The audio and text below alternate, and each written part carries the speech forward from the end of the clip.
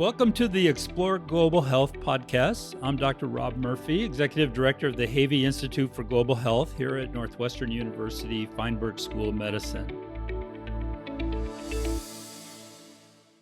Today's guest, Dr. Theresia Ambrose Ottaru, is a rising star in global health and epidemiology. She is a physician and epidemiologist at Muhimbili University for Health and Allied Sciences in Dar es Salaam, Tanzania, where she recently earned her PhD. She is also a Havey Institute for Global Health trainee, working closely with our center directors, Dr. Lisa Hirschhorn and Claudia Hawkins, on patient-centered outcomes research, studying the health and patient well-being among those with HIV in Tanzania, employing implementation science concepts to improve care and delivery and health outcomes. We welcome her to the show today to talk about her career journey in global health and how her training has prepared her to lead independent research in her home country. Welcome, Theresia. Thank you so much for having me. Let's get to know you a little bit, Theresia. You earned your MD from Muhimbili University for Health and Allied Sciences in 2013. Tell me about your desire to become a physician. Was there something in your childhood or upbringing that made you want to go into medicine?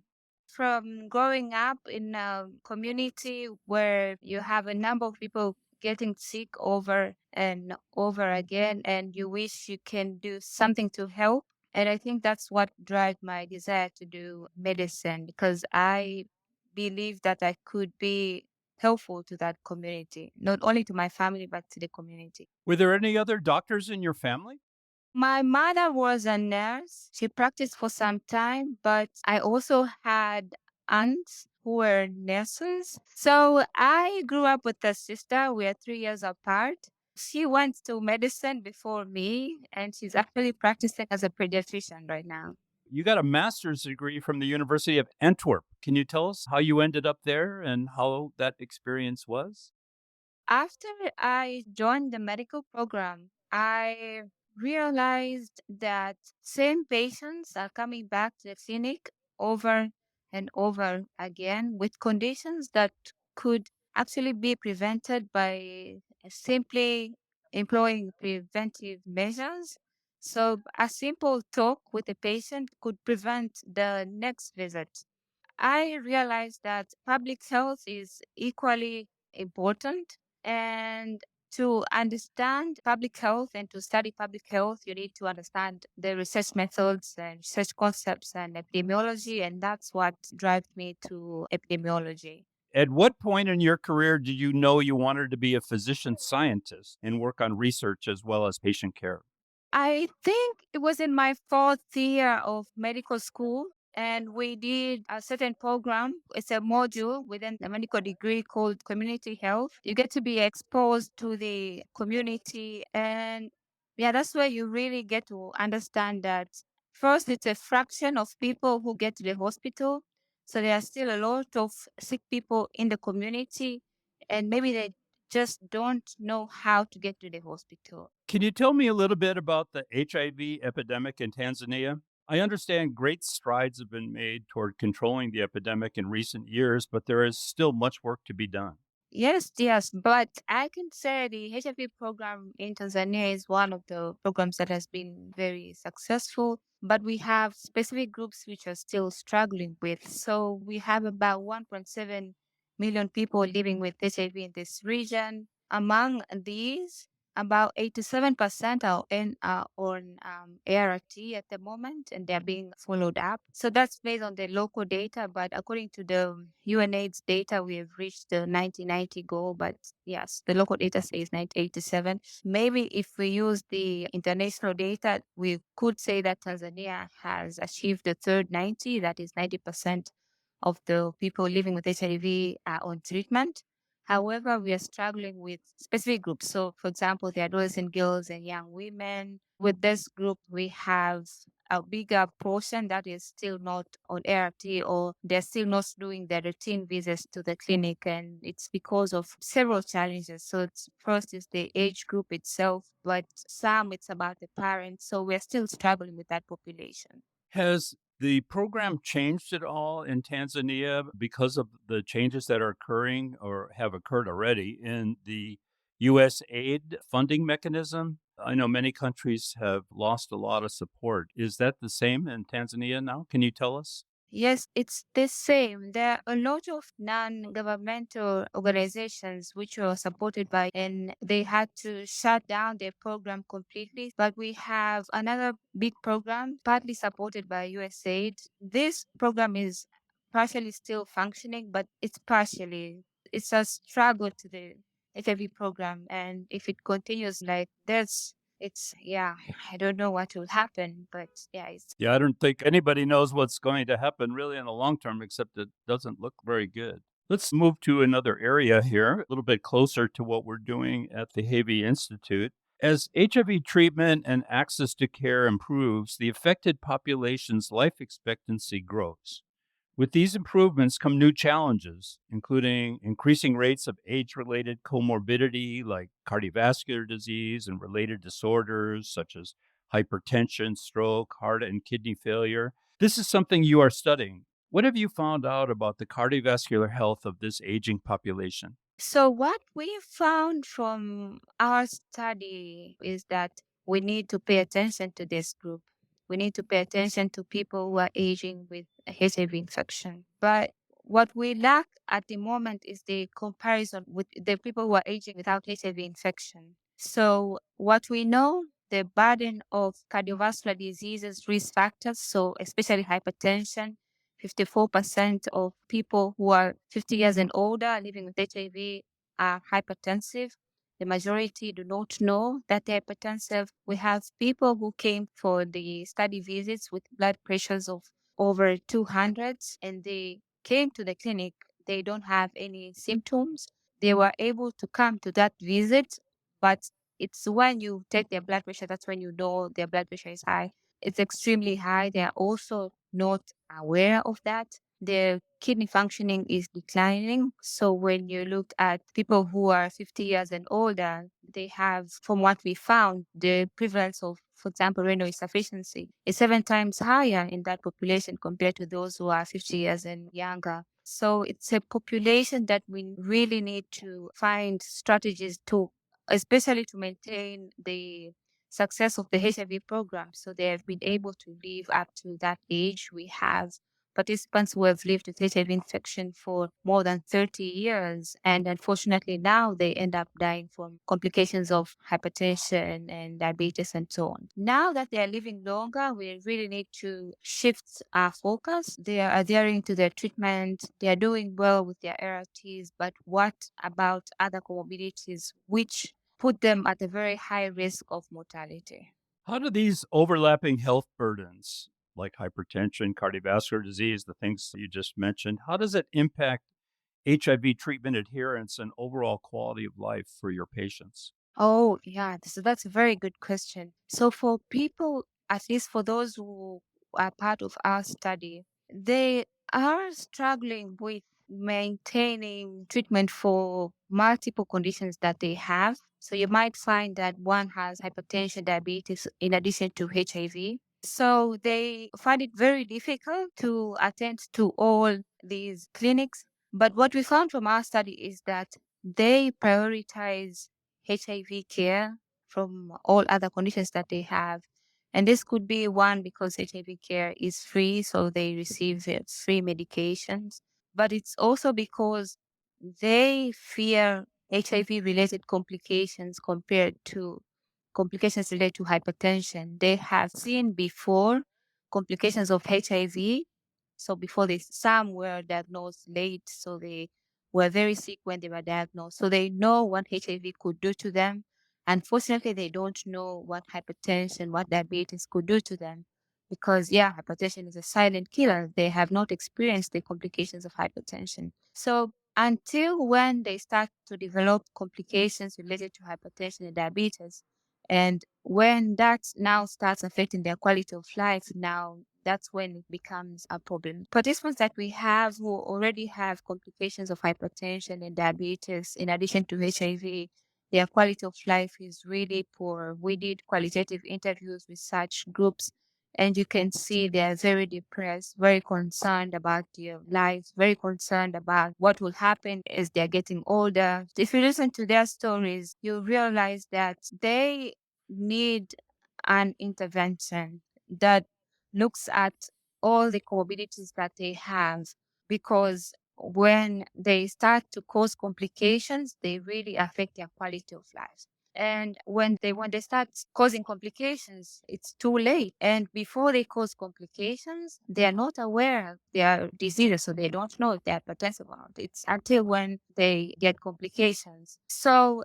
we really need to develop interventions that look at these multimorbidities before they start causing complications. After that, we are late and they really affect their quality of life.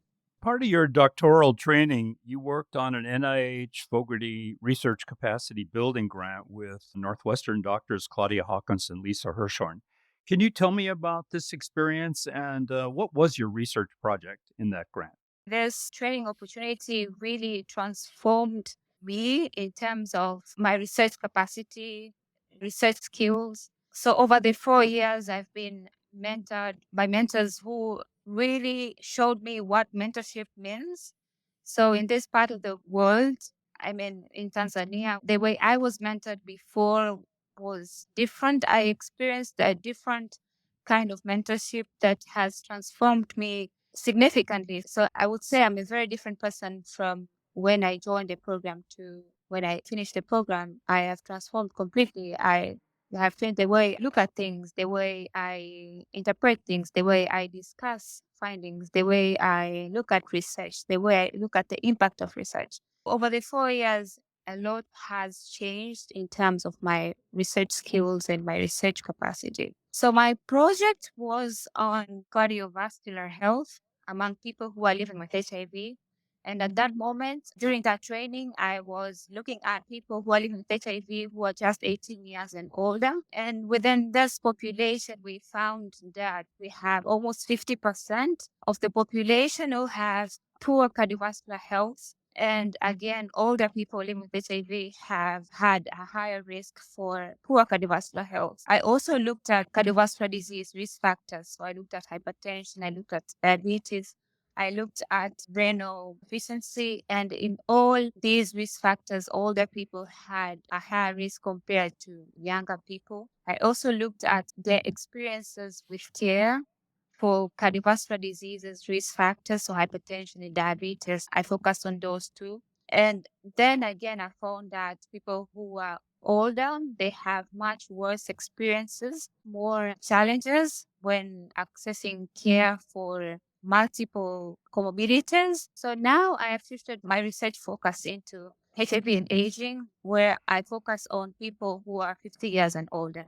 You also received a Global Health Research Catalyzer Award from Northwestern's Havey Institute, along with Claudia Hawkins. The title of that was Examining the Prevalence of Cardiovascular Disease Risk Factors and the Cascade of Cardiovascular Disease Care Among Tanzanians Living with HIV.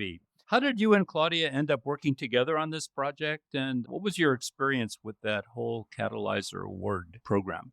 Catalyzer Award was a stepping stone towards my PhD research work. So with that Catalyzer, I was able to build a cross-sectional cohort of 629 people living with HIV who are 18 years and older.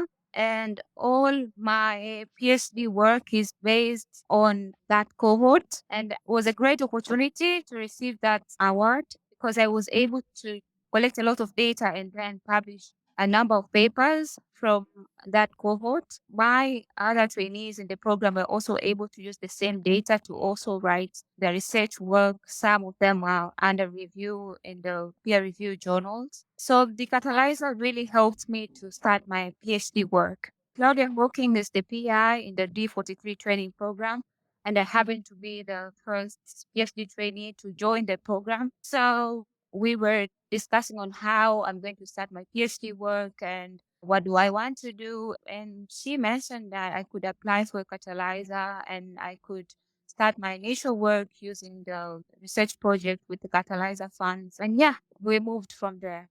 What are your plans for the future? You now have your PhD.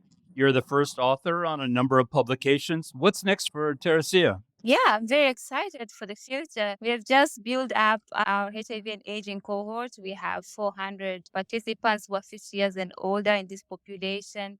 And we have done a number of assessments. So, both on medical comorbidities and also on geriatric comorbidities, something that is very new in Tanzania. And we really look forward into publishing our results and disseminate our findings. What we really want to do with this cohort is to show the HIV program that you're doing well, but in the very near future, you're going to face a number of challenges because of these other comorbidities that for a while have been neglected at the HIV clinic. I'm happy that some of my PhD work was used to inform some of the strategies that are now going on at the HIV clinics here in Tanzania. So they now pay more attention to hypertension, not on diabetes and other cardiovascular disease risk factors. Some of the clinics pay attention to creatinine, and we have good examples from our HIV and aging cohort where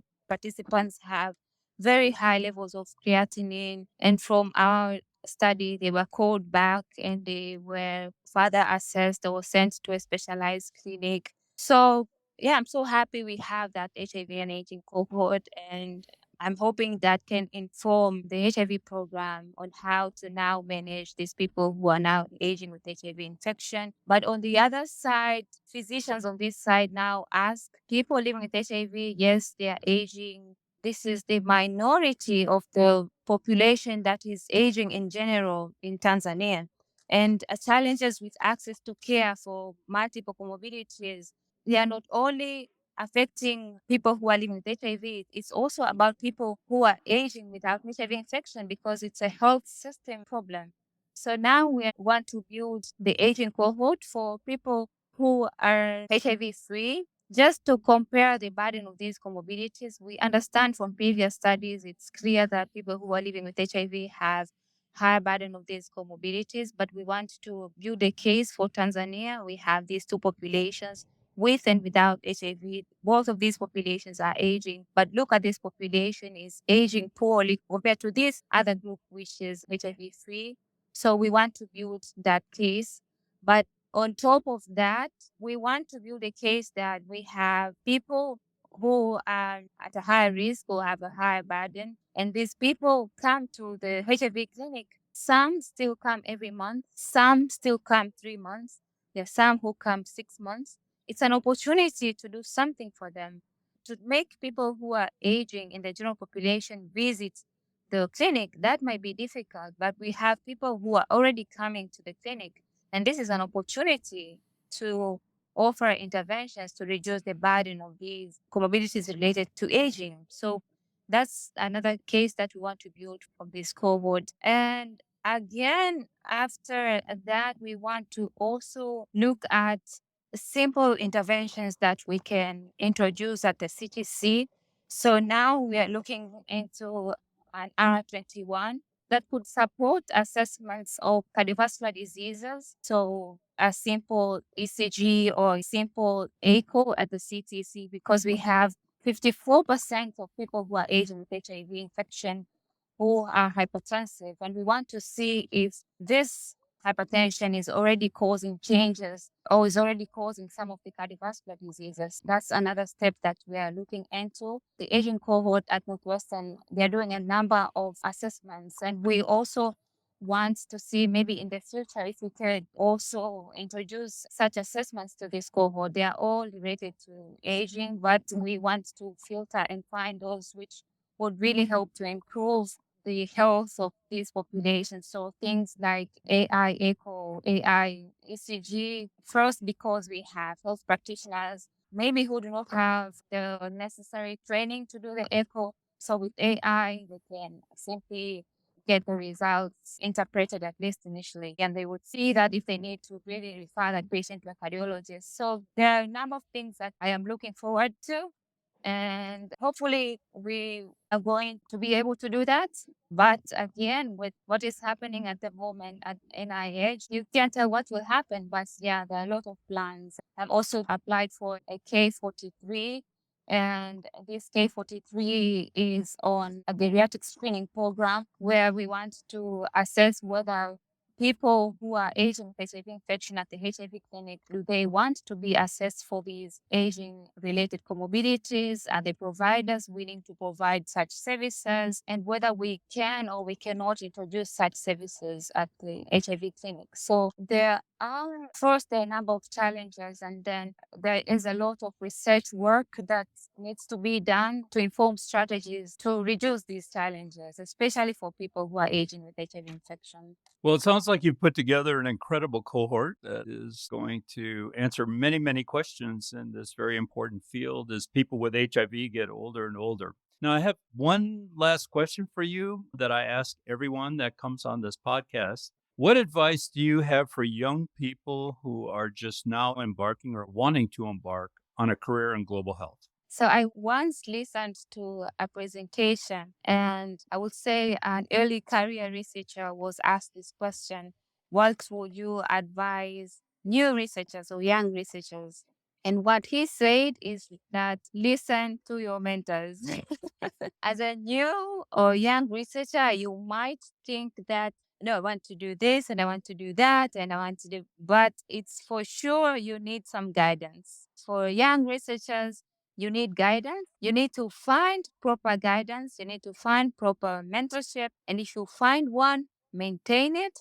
Make sure you 100% make use of it. And yeah, I think that's what I would say. Well, that's a great answer, Dr. Theresia Ambrose Ottaru. Thank you very much for joining us today, and good luck. Good luck with your cohort. Good luck with your career. Good luck with getting your Career Development Award, the K43 you mentioned. I wish you the best. Thank you so much, Rob. Thank you for having me.